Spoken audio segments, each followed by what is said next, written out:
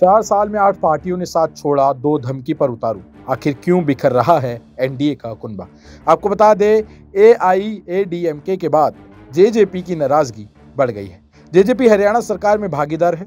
JJP ने BJP से गठबंधन तोड़ने की धमकी दी है। पिछले 4 साल में 8 पार्टियां एनडीए से बाहर हो चुकी हैं। नमस्कार, आप देख रहे हैं नेक्स्ट 9 न्यूज। मैं तुषार आपके साथ। तमिलनाडु में एआईएडीएमके से रिश्ते में तनाव के बीच हरियाणा में दुष्यंत चौटाला की पार्टी जेजेपी से भी बीजेपी की ठन गई है।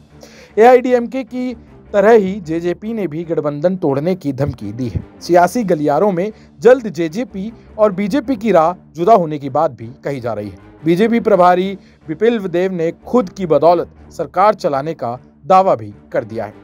2019 विधानसभा चुनाव के बाद जेजेपी और बीजेपी के बीच गठबंधन हुआ था। हाल में नई संसद के उद्घाटन में जब एनडीए की ओर से एक पत्र जारी किया गया था, तो उसमें जेपी नड्डा के साथ दुष्यंत चौटाला ने भी हस्ताक्षर किए थे।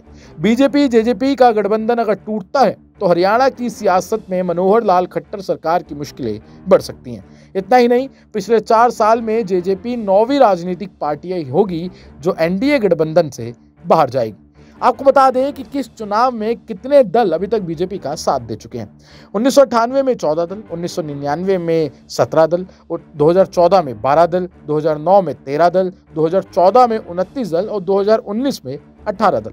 2019 के बाद एनडीए के कई नए और पुराने सहयोगी बीजेपी का साथ छोड़ चुके हैं। इनमें शिवसेना, जेडीयू और शिरोमणि अकाली जैसे प्रमुख दल भी शामिल हैं। केंद्र में सरकार होने और विपक्षी एकता की कवायद के बीच एनडीए के बिखराव ने कई गुत्थियों को उलझा दिया है। आपको बता दें कि 2019 के विधानसभा चुनाव में हरियाणा की 90 सीटों में बीजेपी को 40, कांग्रेस को 31 और जेजेपी को 10 सीटें प्राप्त हुई थी। इसके बाद बीजेपी 46 की जादुई आंकड़े से काफी पीछे रह गई थी। ऐसे में बीजेपी ने जेजेपी से गठबंधन किया और सरकार में जेजेपी को भी भागीदारी दी गई। लेकिन पिछले कुछ महीनों से दोनों के बीच कुछ मुद्दे और सीटों को लेकर विवाद शुरू हो चुका है। 2 महीने पहले जेजेपी की पेंशन वाली मांग को हरियाणा के मुख्यमंत्री ने खारिज कर दिया था। हाल ही में बीजेपी के राज्य प्रभारी विपिन देव ने जिंद की उचाना कला सीट पर 2024 में बीजेपी कैंडिडेट उतारने की बात कही थी। उचाना कला से 2019 में डिप्टी सीएम दुष्यंत चौटाला ने बीजेपी की प्रेमलता सिंह को 47,000 वोटों से हराया था।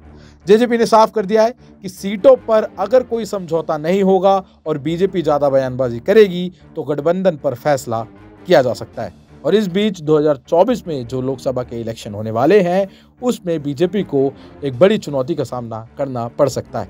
अब आप इस मामले के बारे में क्या सोचते हैं, हमें कमेंट सेक्शन में जरूर बताएं और देखते रहें नेक्स्ट 9 न्यूज़। धन्यवाद।